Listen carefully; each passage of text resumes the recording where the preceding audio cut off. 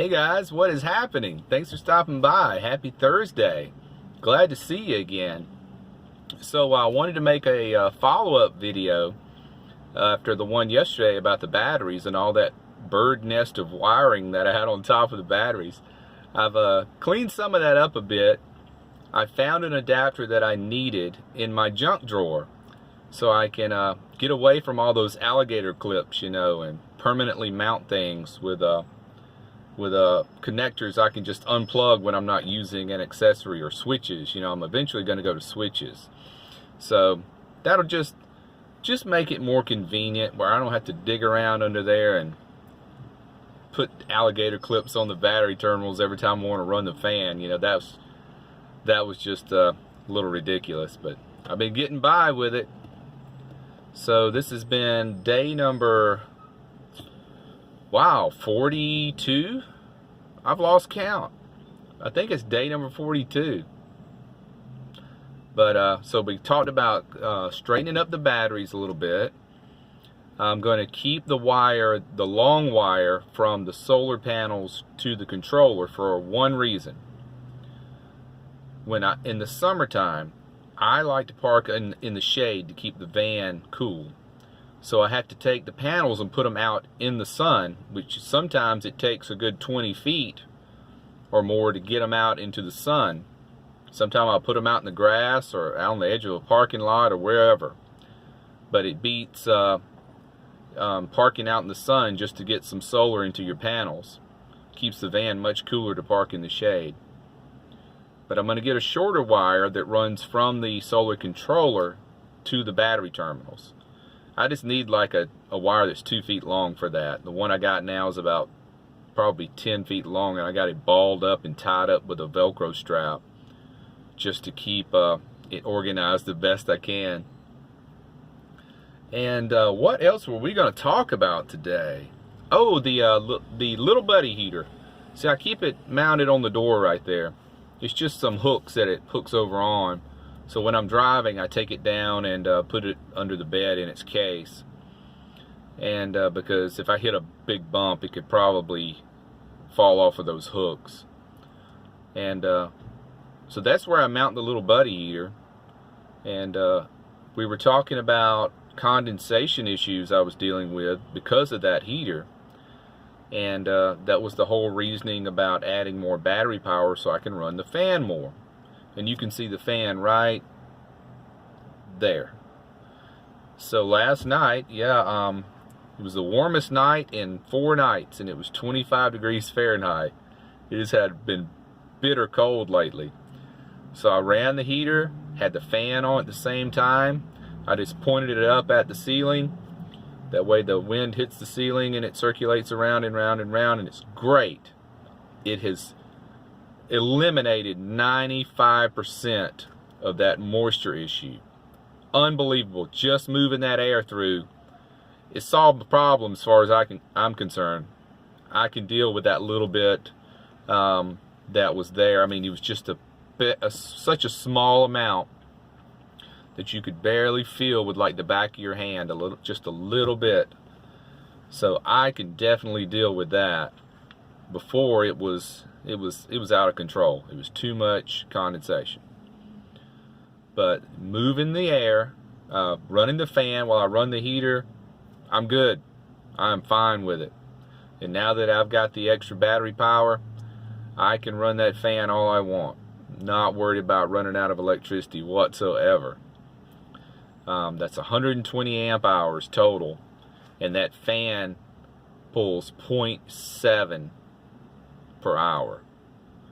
So I run it easily 100 hours, 120 hours. I'll never do that. I charge the batteries. I keep an eye on it.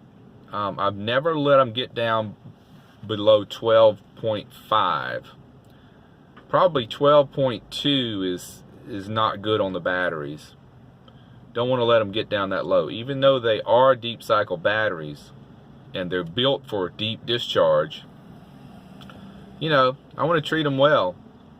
I got those batteries for free. I think I told that story in a previous video. We had a battery come in at work with a terminal the thread pattern inside of the terminal was defective. Well, I fixed that, and the boss just gave it to me, said we couldn't use it. We had another one come in with the same problem. So I got 2 deep cycle batteries for free, and I googled it. These batteries sell for about 230 bucks a piece. So that is huge. That is an economic boost for the Matty Wagon. I mean, this is fantastic. Batteries were free, and I had budgeted for spending about $250 for the whole battery thing. That wouldn't have got me as much power as I have now. So thank goodness for bad quality control at the battery place. It was just the threads were they were not stripped, but cross-threaded a little bit. Well, I fixed that. You know, I found a little tap and ran down through it and just used the larger size bolt to go down into the terminal, and it works fine with me. That makes me a happy man. So we'll try to keep it short today. Just wanted to follow up saying the battery wires are looking better. They're a little cleaner now. Not as much chaos going on with the battery wiring. And I'll get there. I've got another few adapters that I need to look into getting, you know, some switches and things like that, and other fuses. But, you know, right now I'm functioning, and it's practical, and it's working. This is day number 42, 44. I've already lost track. And it's going great. You know, I've had my little worries about, am I saving enough? Am I on track with all that? You know, it's amazing what a difference a day can make. Just settling down and trying not to do everything at once, and just doing what I can do as I go along. As far as saving money and building the van. Yeah, I got a mess in here right now. I'm still figuring out where to put stuff, you know. But it's working. It's working. Sometimes not as well as I wish, but you know, I remind myself every time I don't have to write that rent check.